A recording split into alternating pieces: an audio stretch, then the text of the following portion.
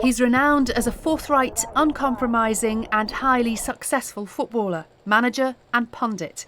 But this is Graeme Souness as you have never seen him before. And that's because he's venturing miles outside his comfort zone. 21 miles, in fact, as he prepares to swim the English Channel with Andy Grist, whose daughter Isla has a rare genetic disorder. She's just unbelievably courageous and brave and strong, and it's the most horrendous disease, and if you're inflicted by it, you must wake up every morning and say, why me? I mean, it's a desperate situation. And then the parents have to deal with that, and that's what we're doing. Epidermolysis bullosa is a degenerative condition that attacks children's organs and development. Isla, you're 14. Yes.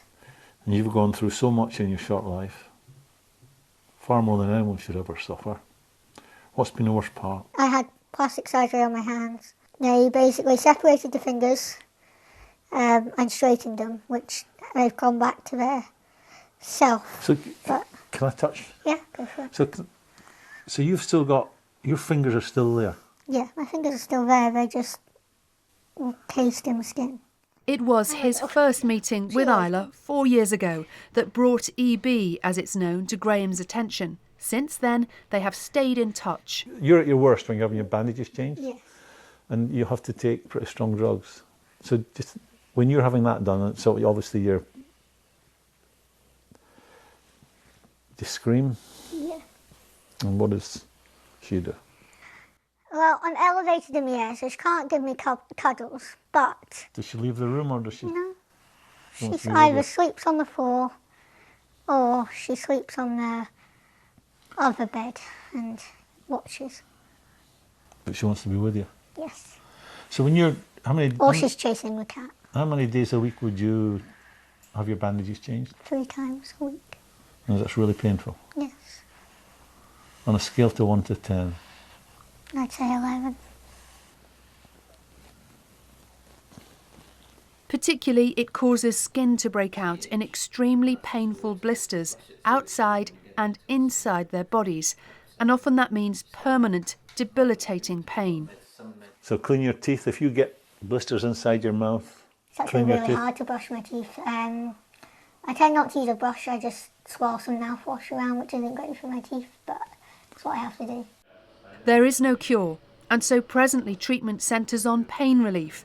Medical staff describe it as one of the cruelest conditions children can have. Everyone also wants to do their very best, so it's a real sort of privilege to work with them. I feel emotional when I talk about it, but it is emotional because it's a long journey, and many of the families we look after from birth until 16 or 17, so there are many ups and many downs during the EB journey. So now a team of relay swimmers are putting themselves through the pain and sacrifice of the swim to raise awareness of DEBRA, the charity for children with EB. It's exciting just raising awareness and funds for DEBRA. It's something that's much needed, and we need to get on top of this condition because it's brutal. Once we get going, it gets a bit easier, and but nothing compared to EB. Training for the summer crossing is intensifying. A session in a London skyline pool included advice from Olympic champion Rebecca Adlington. Your hips and your whole body rotates round, which is why you find it easier. When you're doing the sides that you're not comfortable with, you almost just do that. Okay. So it's like, instead of the whole of your body rotating round. Through the cold, the swell of the sea and the dark, Graeme, Andy and the team will battle the elements and themselves to achieve their goal. But they don't lack inspiration. The courage, the determination and the stoicism shown by Isla and other children with EB will be the energy that drives them on. Yeah. So I can just have a little squeeze.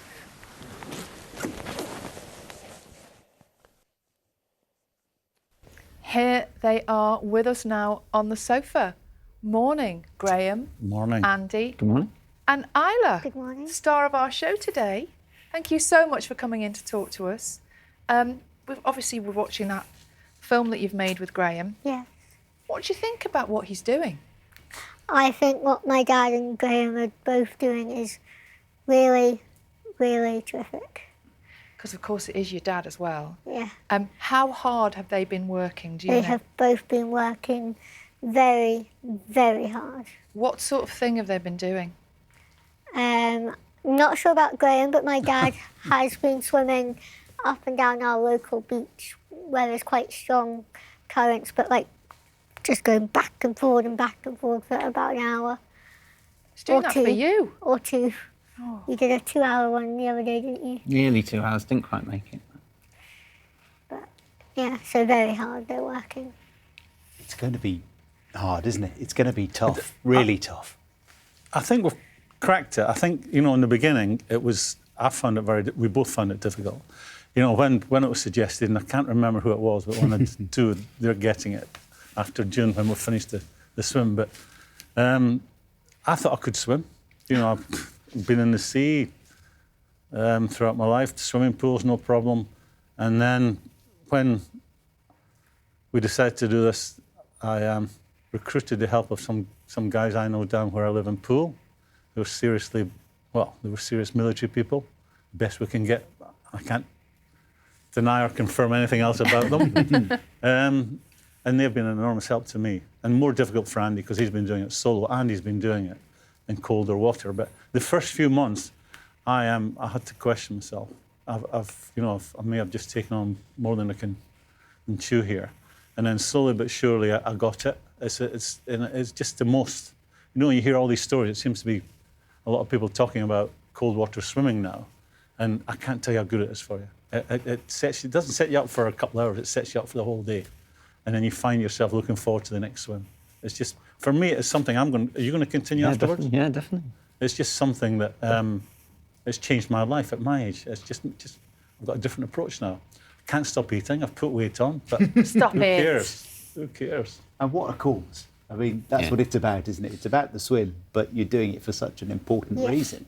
Yeah. Yeah, no, it's an amazing cause. Obviously, I'm very close to it with Isla. And epidermolysis is brutal. It's a very, very difficult condition for everyone who's got it. And it's hard for Isla. The blisters that she has all over her body, the raw skin, up to half her body is not covered in skin, and it not only affects the external parts of the skin you can see, it affects the internal linings as well, and that's blistering and tearing of skin inside your throat and the like. And it's relentless. It just doesn't stop. The pain for Isla, unfortunately, is constant. And one of the other big problems Isla and fellow sufferers have is itch. She has chronic itch, which obviously, you know yourself, when you get an itch, it can drive you a bit crazy. So between the pain and the itch, it's something we really need to raise awareness about and get some solutions to. It's a key word there, solutions. What help do you have now, Isla? What helps you? What makes you feel better? What helps with the pain? Watching TV, for me, distraction is a big part of my everyday life because it does distract me and I can go into another, dimension. And not get away from it, but distance sometimes. You also take some fairly heavy-duty medications to help you with the pain, don't you? You're on fentanyl and ketamine and methadone and midazolam, which is an unfortunate reality of Isla's life, but absolutely necessary to try and manage those pain levels. Isla's life, but that has an impact on you as a family, doesn't it, as well, in terms of managing that? I guess you have to do that as a full team effort. Yeah. It does, and we're very, very fortunate to have a great team around us, Isla's carers and supporters, and Graeme himself's not only a legend in football and in management and in punditry, but he's just a legend in life. And Isla's very good friends, dear friends with him. And it's great to see him on board and so passionate about what we're doing here. But as a family, you know, it is tough. You know, you get the sense of helplessness. And as a dad, the main thing you want to do is protect and provide for your family, but there's not a lot you can do at the moment, and that's why we're working so hard. I'm also very fortunate that I've got an amazing wife, and my oldest daughter's fantastic too. And, you know, but Isla's, what a teacher, you know, to go through what Isla's gone through and going through right now, as we sit here on the sofa, with such courage and such stoicism, you just learn lessons every day. And Graeme, I imagine if there was ever a person who would motivate you to get in that cold water and start swimming, it's Isla. Just hearing Isla's story and her dad's story, I imagine that's all you needed to know. I get emotional talking about it. Isla is the most unique human being I've ever met. And she does this to me every time. Oh. She's an inspiration to me, even at my age. I came across this disease 5 years ago. I went to dinner in London. There was a young lady there who was a sufferer, and her name was Myra from Birmingham. And then I got in touch with DEBRA Scotland because I thought England would be taken care of. And then we became mates, didn't we? Mm-hmm. And, you know,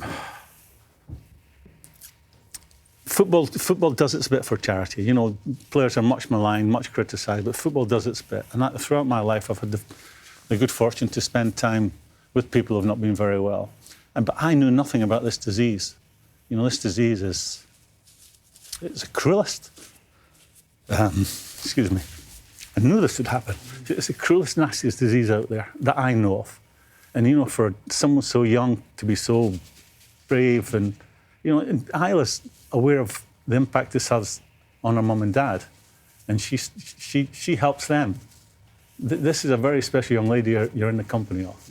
She really is, and she gets me in tears every time I'm in her company, and I'm involved because I've got a bit of a profile, and I knew nothing about this. I'd never heard of this disease, and the vast majority of people out there watching the show today will know nothing about this disease.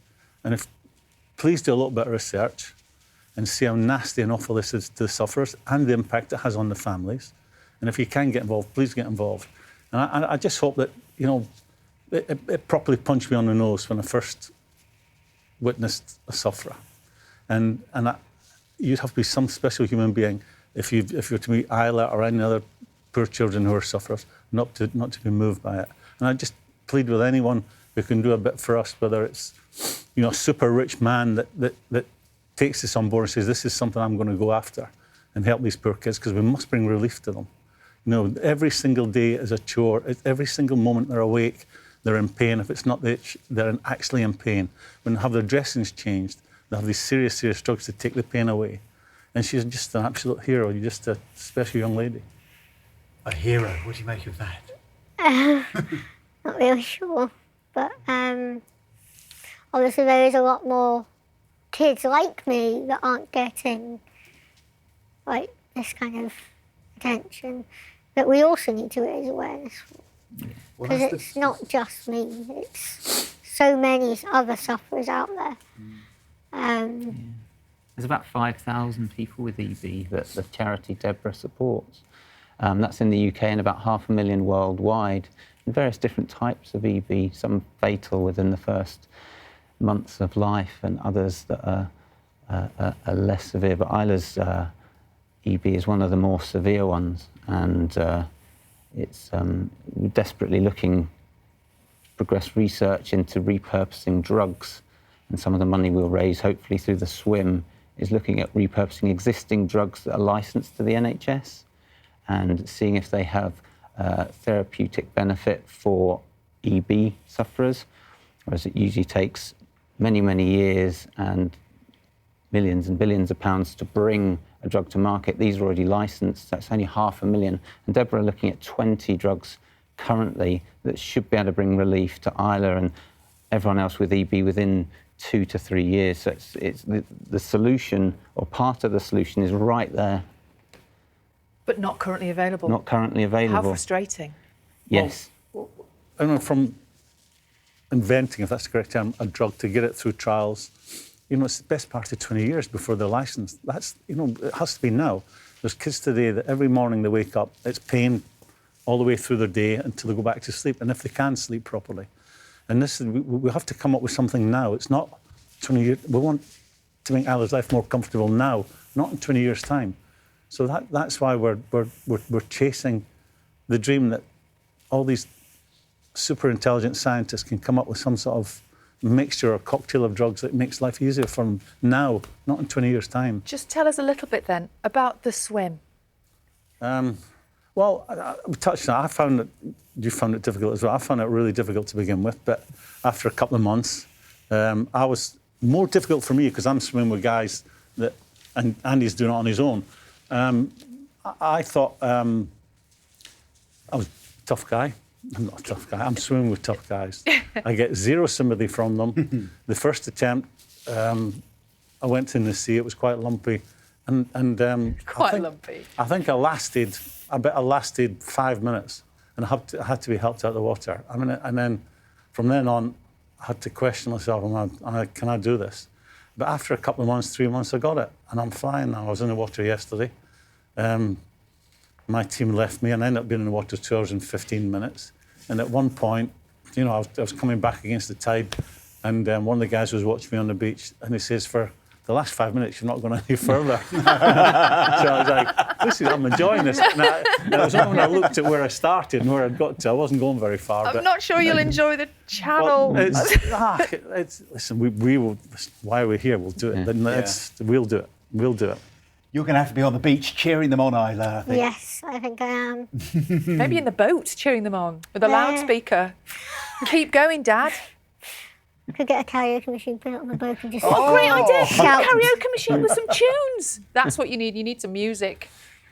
You can be in charge of the playlist, Isla. Yes. Yes. Yes. I think you'd be a very good motivational expert for Yes. this whole challenge. Isla, thank she's you. a tough cookie. Yeah. She's a tough Yeah. cookie. There'll be no words of sympathy from Isla. Yeah. I love that. Well done, Isla. Thank you all so much for coming in. You've done a brilliant thing. As Graeme was saying, he'd not heard of this condition. We hadn't heard of this condition, and now we all know and understand a bit more. Yeah. And hopefully that will help you, but as you say, all those other kids as well. So thank you so much. Well, thank you. Thanks for Very having us. welcome.